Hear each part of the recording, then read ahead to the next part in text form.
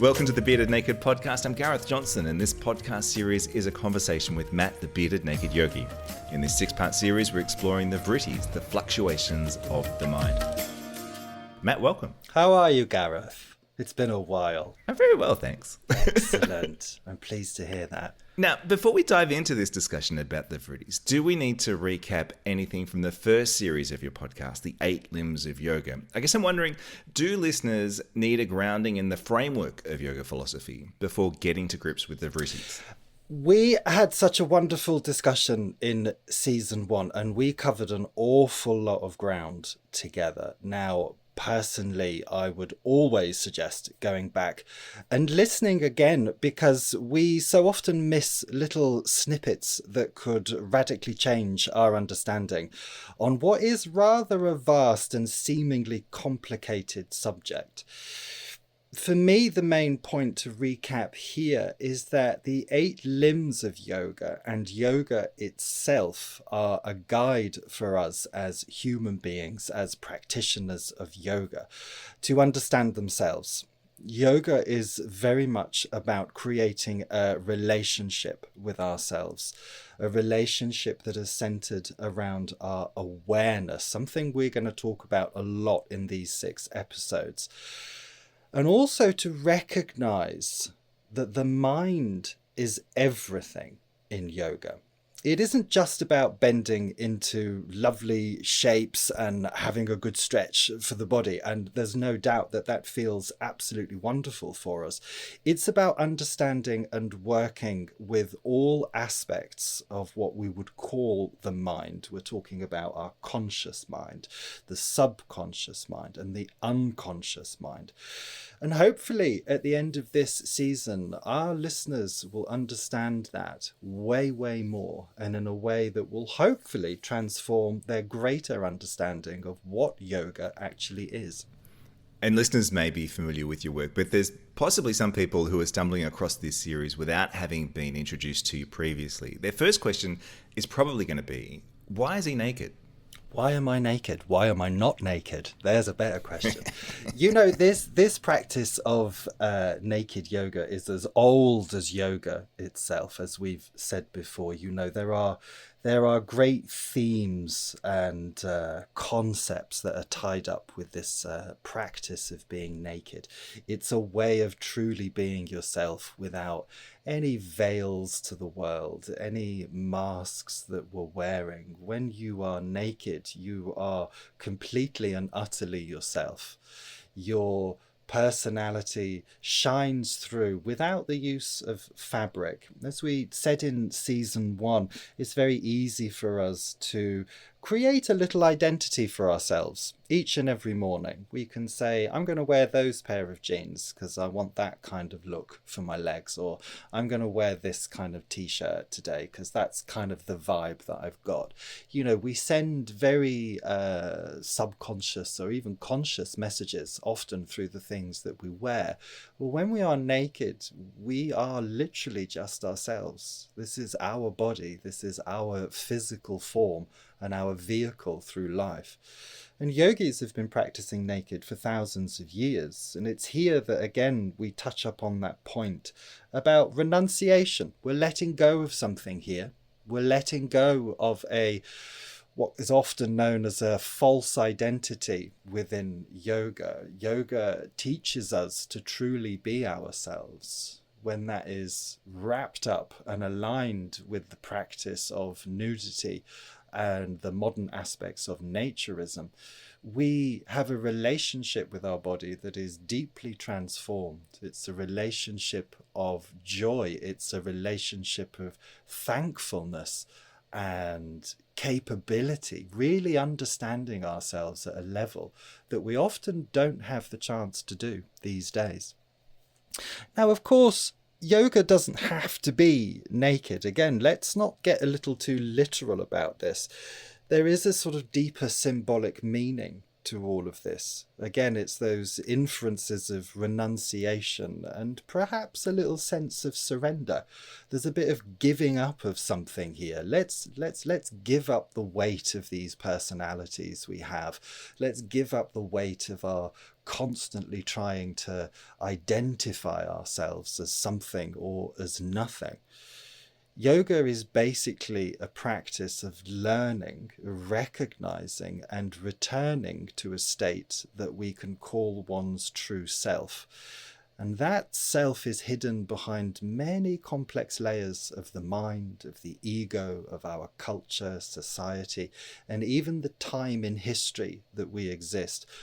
Let's be hopeful here. 500 years from now, someone's going to be listening to this podcast. It's stored in some great archive somewhere. The principles of yoga apply equally and naturally to each and every time in history. We always have the same issues. We always have the same thoughts, the same challenges, and the same struggles. We all have the same layers over ourselves.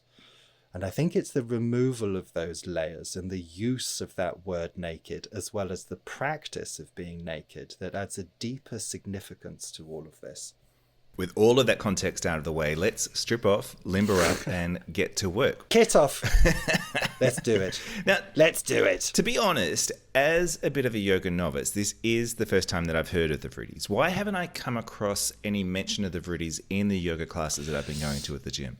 Although many people will not have heard mention of the Vrittis before within the context of yoga, many people that have been to a yoga class will have heard their instructor perhaps telling them to be aware of their thoughts or to observe their feelings. And as we'll get to see over this season, these instructions do kind of allude to the Vrittis themselves, but in a very informal way.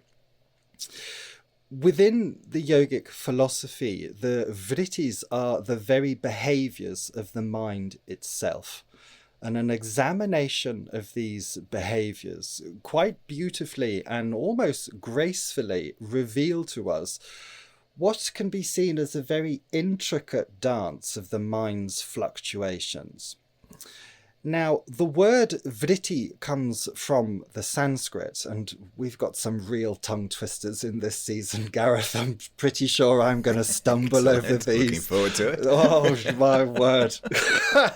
So the vrittis comes from this Sanskrit term of vrit, which means to whirl or to revolve, which is very appropriate, I feel, because as we're going to see in this season, the vrittis are the myriad patterns and activities of the mind. They are not the mind itself, but we can think of them as the ripples that cross a mental pond, to use a metaphor. And it's these ripples that disrupt the mind's inherent tranquility and clarity. An understanding of how the mind actually works within the context of yoga truly does expose the mind for what it is.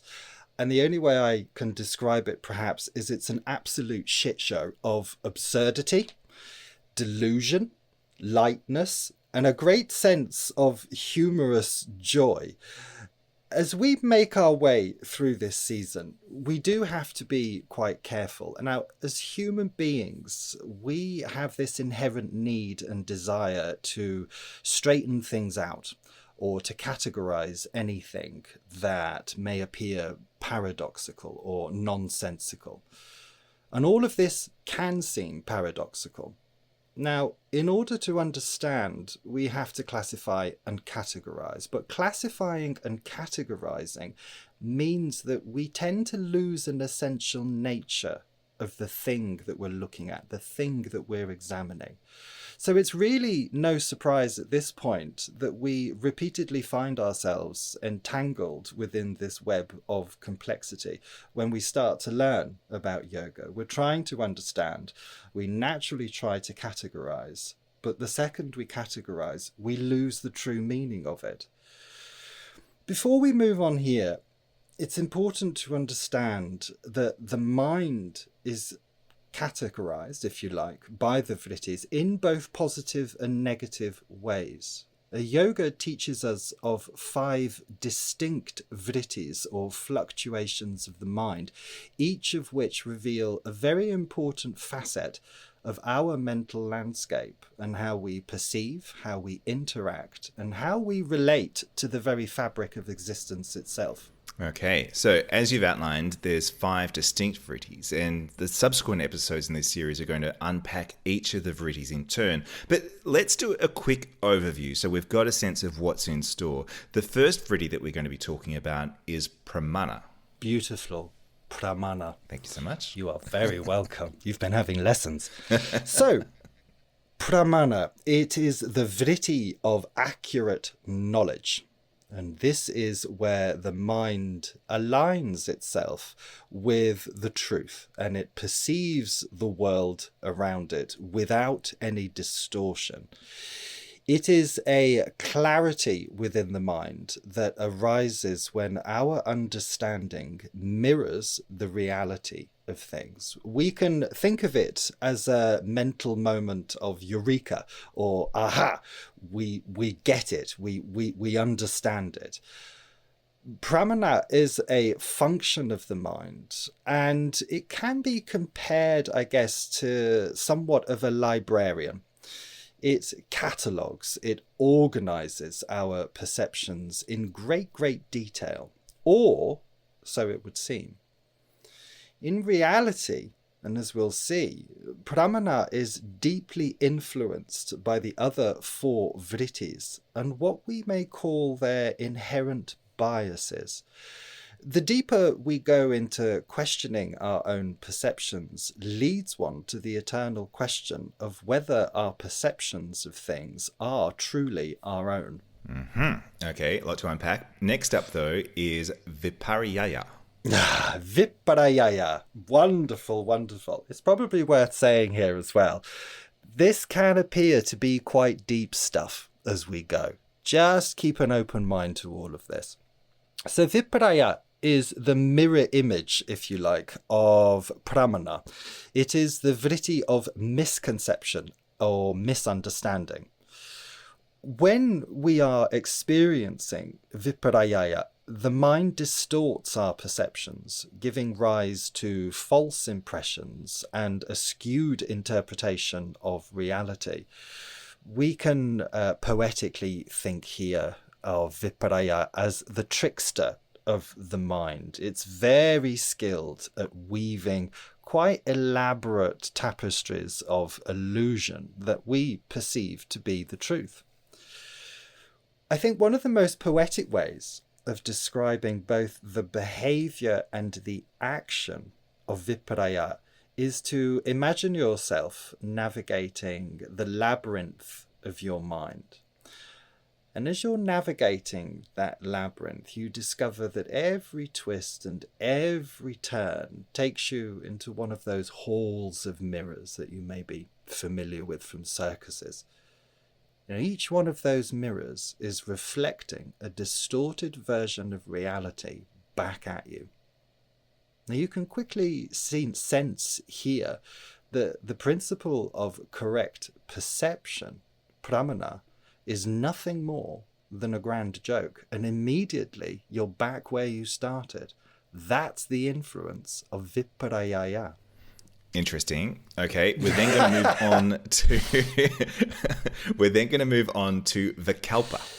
Vikalpa is the mental behavior of our imagination, and it is the ability that we all have to conceptualize.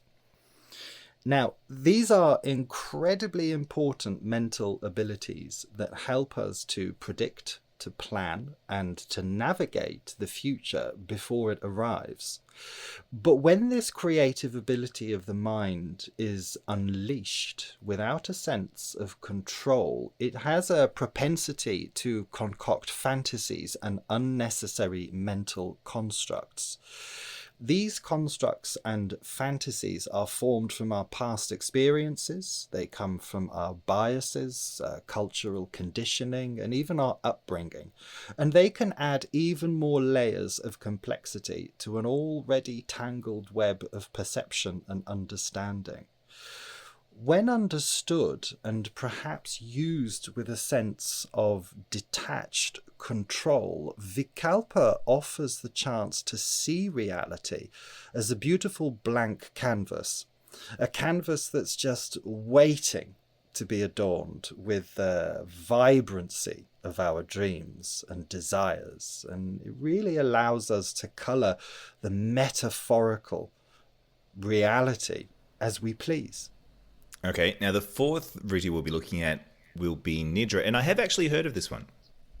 Many people will know the word Nidra from the very popular practice of Yoga Nidra, also known as the yogic sleep. But as a vritti, the word Nidra embodies the mental function of sleep and mental dullness or lethargy. It signifies a state of mental inertia where our minds lack clarity, we lack awareness, and we lack any sense of alertness. When seen through the perception of Nidra, reality becomes a hazy dream. It was once described to me that it feels like time flows like a river of wet sugar. And I love that. Delicious. Beautiful. It's delicious. It's wonderful. It's alluring, but that stickiness traps you in it. You know, think of a little bee that's landed on it and it can't escape. You know, you're moving slowly. Everything's delightful, but nothing is as it seems. We've all had those times in life where we simply cannot think, and our brains do not work as we would wish them to. We find ourselves drifting in a fog of forgetfulness, our memories morph into fantasies, and our dreams blur with the waking life, usually after a pretty heavy night out, let's face it. Usually, these are passing moments in life. But when we are held tightly within this mental grip of Nidra, reality is just a fleeting illusion where up becomes down and left becomes right. Okay, intriguing. Finally, we're going to be looking at Smriti. Your pronunciation is flawless. It's given me great joy. Great joy. So, absolutely. And perhaps this is the vritti that influences the others most of all. Smriti is the habits and patterns of our memory. It is the ability of the mind to weave the threads of the past into the tapestry of the present. Our memories shape our perspective of life and reality far more than any of us know or would probably care to admit. Here's the kicker. Our memories are not memories at all. There's a modern understanding of memory recall within the brain that has shown that each time we remember something, we are in fact remembering the last time we remembered it. And if that's the case, then how can we be sure of anything we remember at all? I think it's quite important to clarify here, within the philosophy of yoga, the vrittis are not merely fleeting thoughts or the passing whimsies of the mind. These are the very fabric of our cognitive and conscious existence as human beings.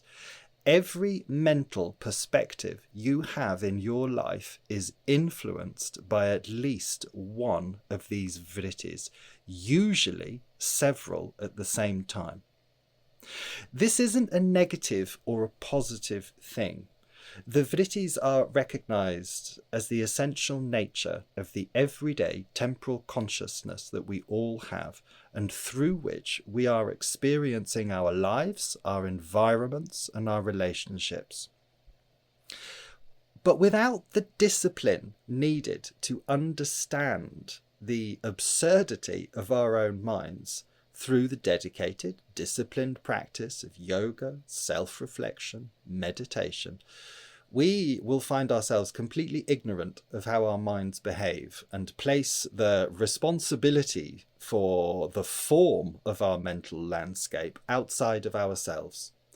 We place that responsibility onto people. We place that responsibility onto situations and circumstances. When we understand the mind, when we begin this journey of understanding the mind and accept our own responsibility for the shaping and the care of that landscape, we find ourselves, hopefully, smiling and laughing at the sheer fucking chaos of it all. Perhaps our hearts can fill with a sense of joy here, where actually we recognize something quite profound. It's the blissful, cosmic comedy of existence itself. Now, these aren't concepts of yoga that you will very often or ever find taught within your local yoga class. But for me, this is really where yoga comes into its own. Yoga is that practice of understanding the mind, creating a very healthy relationship with the mind, and recognizing that who we believe ourselves to be couldn't actually be further from the truth. You know, I've said it before and I'll say it again. Yoga is a terribly serious business indeed, but we can't take ourselves too seriously in any of this. Incredible. I'm questioning everything already. But okay, that's what lies ahead of us. That's what lies ahead of us in this second series of the Bearded Naked podcast. I'm Gareth Johnson. You can find me on Twitter at GTV London. If you want to get in touch with Matt or find out more about his online courses and retreats, head over to his website, thebeardednakedyogi.com. Thank you for listening, and thank you, Gareth. I hope that's sufficiently blown your mind for episode 1. This is all way more than just a lovely bit of bending. We'll see you in episode 2.